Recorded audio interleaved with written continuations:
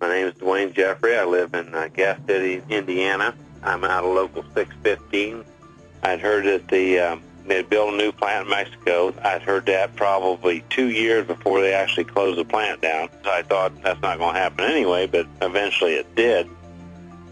They closed down the plant here and moved it all to Mexico and lost probably 1,200 jobs. Factory work is so limited around this area now. There's a lot of people that I see out at Indiana Wesleyan University on their maintenance right now that I know they're making less than what they was making at Thompson. Eventually, the whole country suffers, including carpenters and everyone who works in construction. They can't build an office tower or hotel in China and ship it to New York or Las Vegas. But that doesn't mean our jobs are safe. For instance, did you know that U.S. and Canadian politicians are considering trade deals that could let multinational corporations like Halliburton get rid of basic protections for carpenters and other construction craft workers? That these new trade deals threaten prevailing wage rates under Davis-Bacon? That they could outlaw project labor agreements or put the social protections in Canada at risk? And even allow companies to import foreign workers and pay them the same sweatshop wages they get at home? Sound unbelievable?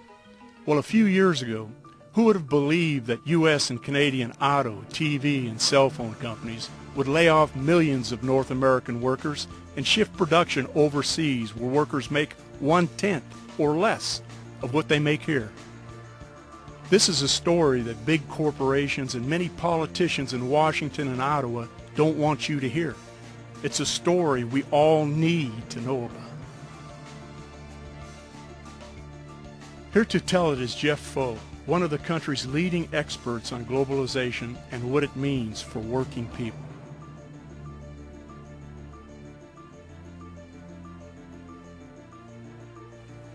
Unions are based on the simple idea that working people are all in the same boat. Young or old, male or female, no matter what religion or race or background, the surest way to raise your own living standards is to work together to raise everyone's.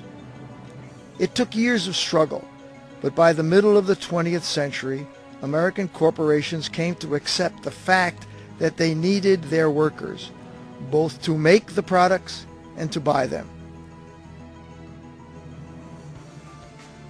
Sure, bosses made more money than workers, but in the 30 years after World War II, as American workers' productivity rose, so did their wages and benefits. In other words, workers shared in the profits they made for the companies. Back then, America's trade with the rest of the world was balanced. The amount of goods we exported to other countries was about the same as what we imported from them. We bought things like Brazilian coffee, Swiss watches, and South African diamonds, and paid for them by selling American corn, cars, and TV sets. The trade balance is like a national checkbook that tells us whether or not we can pay for what we buy. Until the late 1970s, we could. As this chart shows, the difference between our exports and our imports was pretty close to zero. Our national checkbook was balanced. Then something changed. In the late 1970s, we started importing more than we exported. By 1987, we went into the red as much as $100 billion in 1 year. Then in the 1990s, the bottom fell out.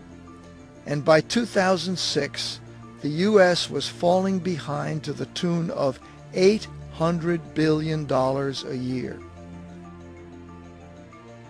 After 1979, workers' productivity kept rising, but the growth in pay slowed to a crawl.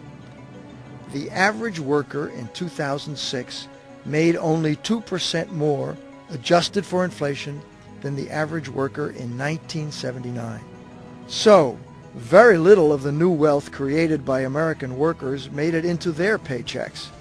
Nearly all of it went instead into higher profits for investors and surging salaries for CEOs.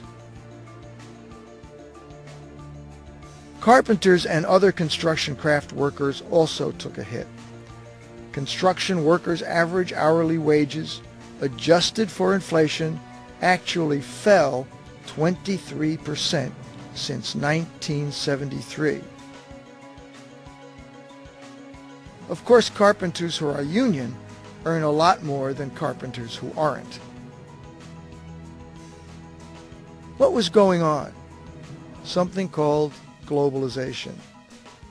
Big changes in information and transportation technology, like computers, the internet, container ships, and jet aircraft, made it easier to produce things in countries where wages were low and ship them to consumers around the world. Large American corporations seized the opportunity to cut wages and benefits for their U.S. workers. Not all countries we trade with have low wages, of course. Canadian workers, for example, get paid about what Americans do, and their benefits are often better. Mexican workers, on the other hand, only get about 11% as much as the average U.S. or Canadian worker gets. Chinese workers make even less, only about 3 cents for every dollar the average American worker earns.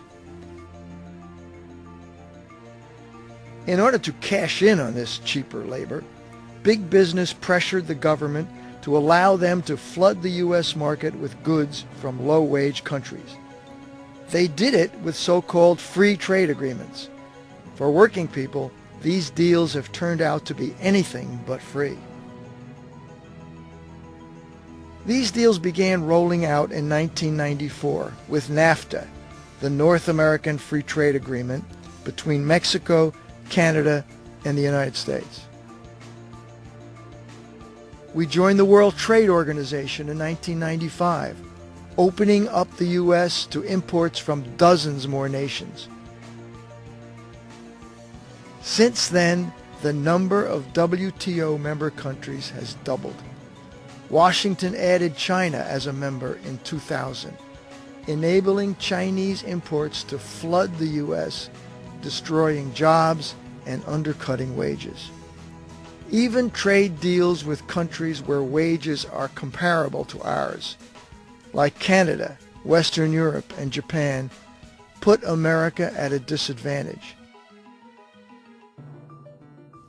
That's because the governments of other advanced countries provide health care, so their companies don't have to add that cost to the price of their products. Health care alone makes it cost $1,500 more to build a car in Detroit than just across the river in Canada. With each trade deal, corporations move more U.S. production offshore.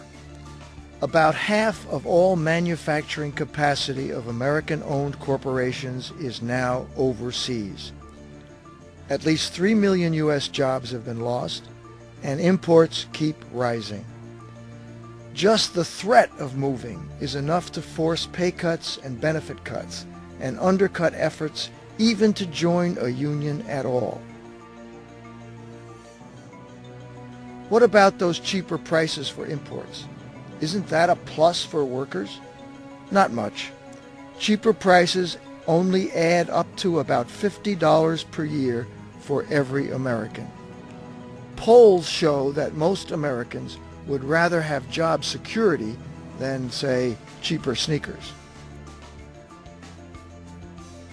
But if things are so bad, why do they look so good? If wages aren't rising, why are the shopping malls full of people buying so much stuff? How do we keep buying more imports if we are not selling enough exports to pay for them? We borrow. America borrows from the countries that have extra dollars they made by selling more and more of their goods to us, and our debt keeps growing. For example, take just one of our trading